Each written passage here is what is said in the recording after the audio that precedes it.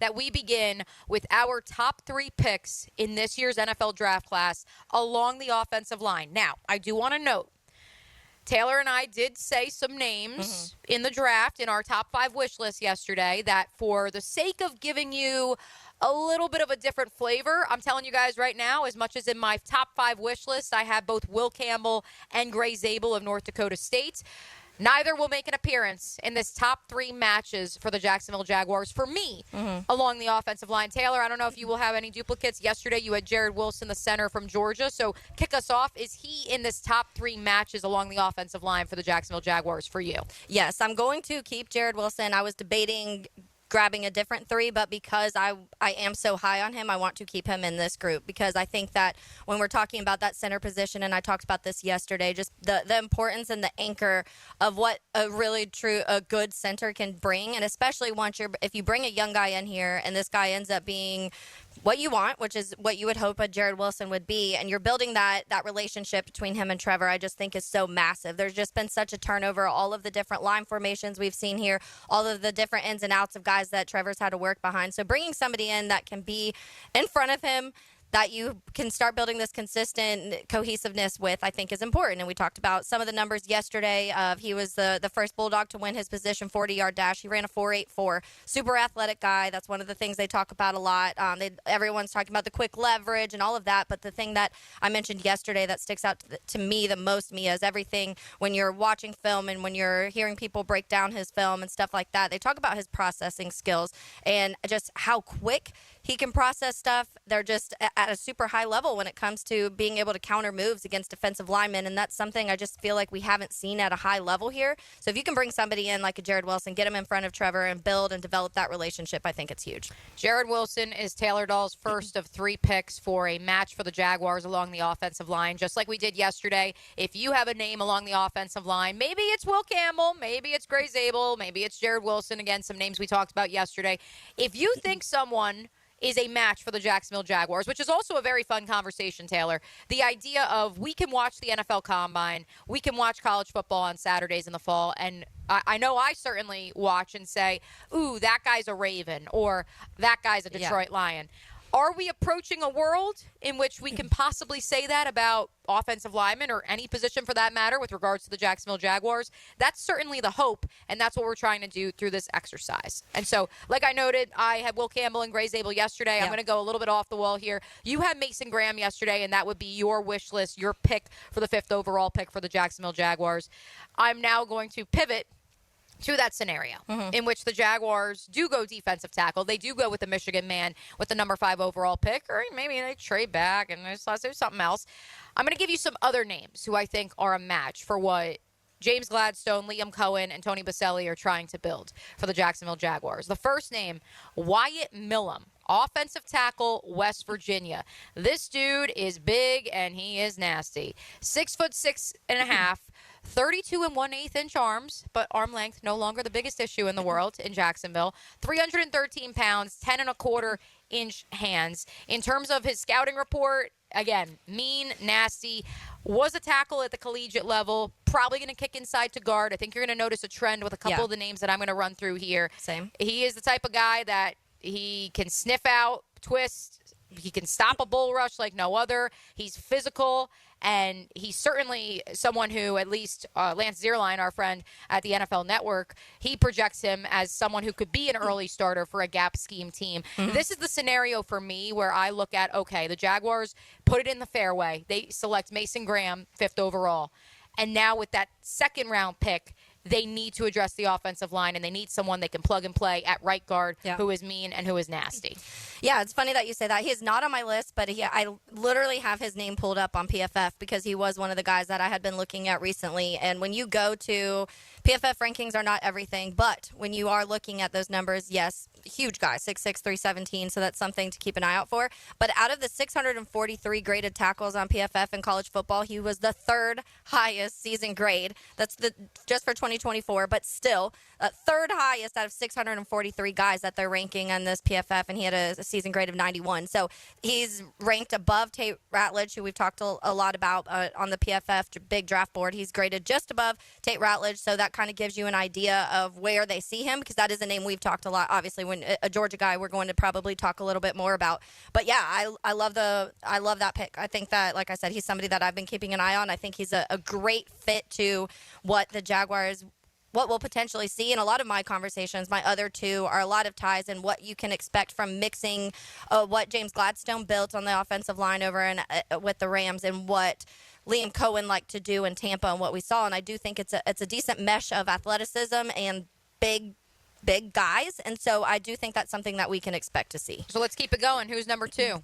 Yeah, so my number 2 is, I'm going to say, I've really got to learn how to say this name properly because I actually really like him. But Jonah. Arizona! Savia-Naya? Savia-Naya?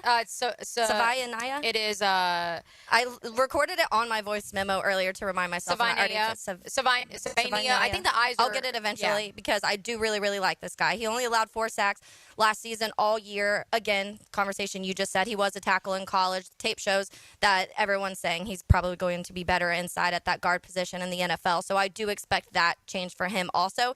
But huge frame, power guy, and that's why I think it is important when we're talking about this mix of athletic offensive linemen and the power offensive linemen, which I think we saw in Tampa a lot. You saw these big, burly mauler guys, but then you also saw these really quick athletic guys, and I do think that Liam Cohen likes that type of offensive line because he relies so much on the run game and things like that. So we've talked about the power side a lot of him, and that's the word you'll see a lot when it comes to Jonah. I'm just going to call him that until I get that last name right. Jonah, Jonah, it's okay to say Jonah, Arizona.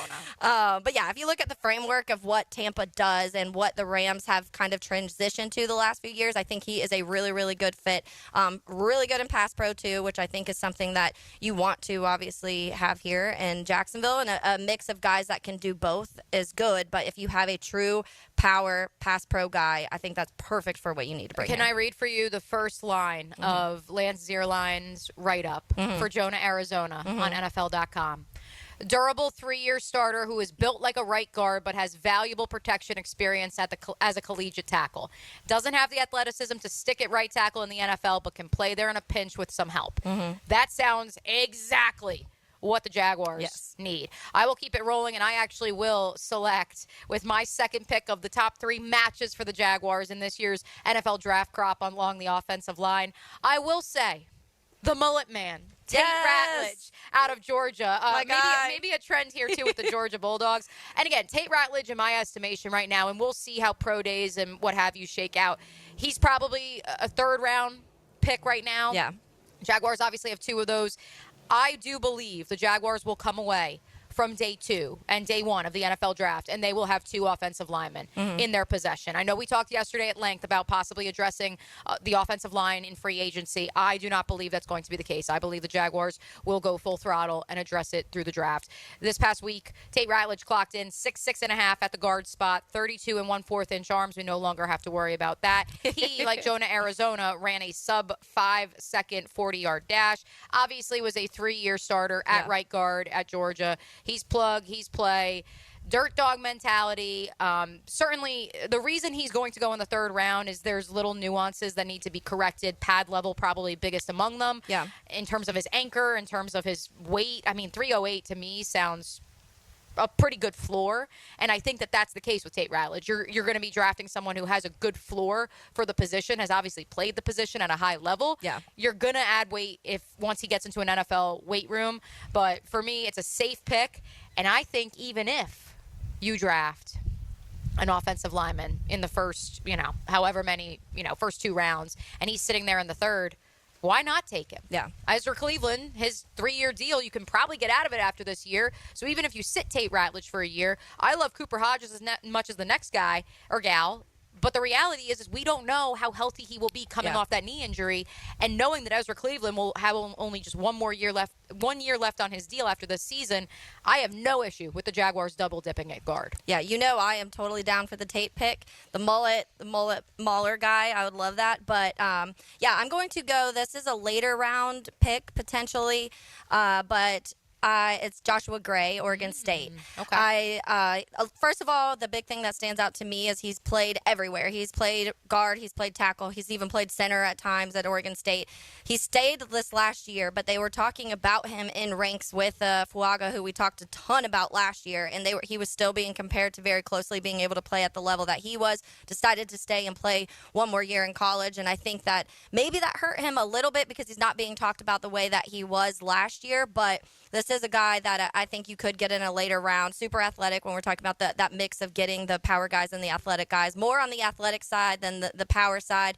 But he seems just kind of to me like the blueprint of what the Rams have had on their offensive line. And so his profile fits a very run-heavy type of offense, which I know people don't love hearing that right now because they want Trevor to throw the ball. But that's how he's going to throw the ball. Yes, you have to be create able to do a that. run game for him. And that's his biggest strength is in that area. So I think that's going to be a big factor in it. He could play tackle or guard. Everyone's saying he has the ability to be both. He may be a little bit undersized for that tackle, and so that's why some people think he will swing in and play guard. But I do think that he'll be able to play both. And we're talking about kind of everybody has that ability, but we'll see what they do in the NFL side.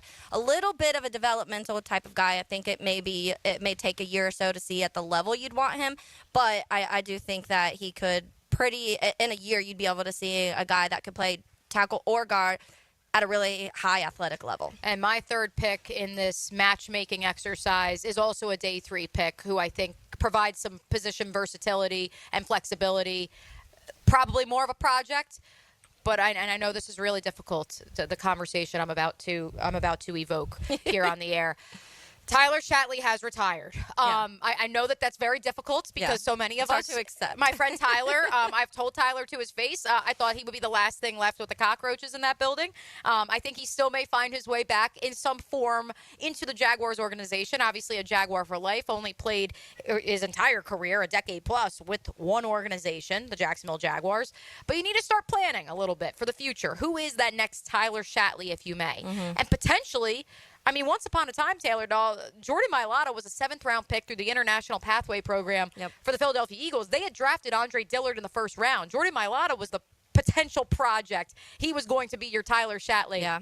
Your backup, someone who you give a couple years to fully develop. Yeah. And well, that went different. Now he's an all-pro, and Andre Dillard is on the unemployment line. So, again, I think that it's important for the Jaguars to not only address offensive line in the first 3 rounds, but on day 3 as well. And so that's where my third pick is Jackson Slater, the center guard out of Sacramento State. I saw a couple of you guys on Instagram on our graphic of our wish list yesterday mentioning his name. Obviously, it was along the offensive line that blocked for a guy by the name of Cam Scadaboo. Yeah. I know you guys all love that name.